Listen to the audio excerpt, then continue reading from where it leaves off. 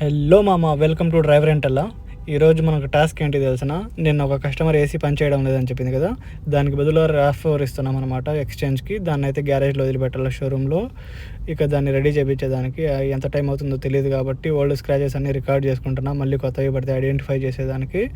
ఇంకా రికార్డ్ అయిపోయిన తర్వాత ఇంకా మేడం అయితే వచ్చేసారనమాట. ఇంకా మేడం వచ్చిన తర్వాత మేడం దగ్గర సిగ్నేచర్ కాంట్రాక్ట్ ఉంటుంది కదా, 1 డే కానీ 2 డేస్ కానీ 3 డేస్ కానీ, దానికోసం అని చెప్పి సిగ్నేచర్స్ అయితే చేయించుకున్నాను.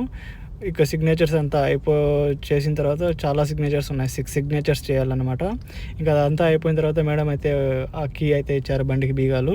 దాంట్లో కొన్ని మేడం వస్తువులు ఉన్నాయి, ఆ వస్తువులన్నీ తీసి ఇంకా వేరే దాంట్లోకి అయితే షిఫ్ట్ చేయాలన్నమాట. చాలా వస్తువులు పెట్టుకున్నారు, అది బండా లేకపోతే ఏమన్నా ఇల్లు అనుకుంటారో తెలియదు. బ్లాంకెట్స్ అన్నీ దీంట్లోనే పెట్టారనమాట.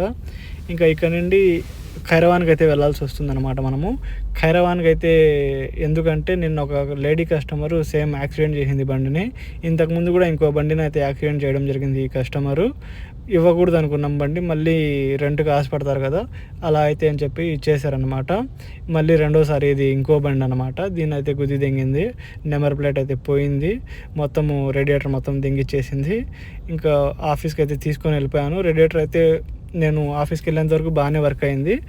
ఆఫీస్కి వెళ్ళిన తర్వాత నిలబెట్టిన తర్వాత బండి అయితే ఇంకా హీట్ ఎక్కిపోయింది అనమాట, ఫ్యాన్ వర్క్ అవ్వక. ఇంకా అక్కడి నుండి అయితే క్రేన్లో అయితే పట్టించుకొని బండి సీదా షువేక్ కొట్టాను. షువేక్లో నుండి ఇంకా వాళ్ళ పేపర్స్ ఉన్నాయి కదా, insurance, customer civil ID, so వగైరా వగైరా ఉన్నాయన్నమాట. ఆ పేపర్స్ అన్నీ తీసుకొని పోయి వాళ్ళకైతే ఇవ్వడం జరిగింది. వాళ్ళైతే బండి దించి లోపల పెట్టు అన్నారు. ఖలాస్లే అని చెప్పి బండి అయితే దింపేశాను, లోపలికి అయితే పెట్టేశాను అనమాట. ఇంకా వాళ్ళు ఏమంటున్నారంటే, నేను చెప్పాను ఇట్లా ఇంజిన్ హీట్ వచ్చేస్తుంది, ఫ్యాన్ తిరగడం లేదు అని చెప్పి. వాళ్ళు ఒకటే మాట అన్నారు, ఇంజిన్ ఏమైనా ప్రాబ్లం వస్తే నాకు సంబంధం లేదు, నేనైతే చేంజ్ చేసి ఇస్తాను, ఇంజిన్ ప్రాబ్లంలో నాకు సంబంధం లేదు అని అయితే చెప్పేసాడు కరాఖండిగా. ఇంకా చేసేదేం లేక ఏం అవ్వదులే అని చెప్పి, క్రైన్లోనే కదా తీసుకొని వచ్చిందని చెప్పి అయితే నేనైతే వదిలేసాను, బండిని వదిలేసి ఇంకా రిటర్న్ అయితే ఆఫీస్కి అయితే వెళ్ళిపోతున్నాను అనమాట.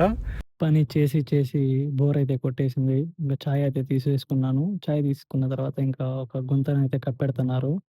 ఆ గుంతను చూసేదానికైతే వెళ్ళిపోయాననమాట. అసలేం జరిగిందంటే, అది గుంత చాలా రోజుల నుండి వర్షం పడి, బండ్లు పోయి వచ్చి పెద్ద గుంత అయితే పడిపోయింది.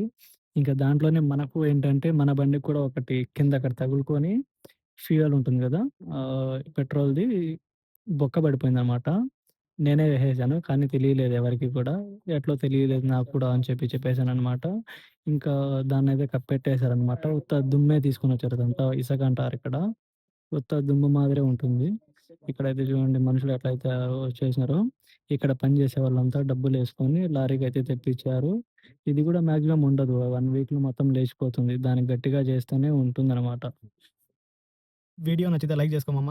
అట్లే మన ఛానల్‌లో ఇంకా వీడియోస్ అప్‌లోడ్ చేశాను, మెయింటెనెన్స్ గురించి, కస్టమర్స్ గురించి. ఒకసారి వాచ్ చేసేయి.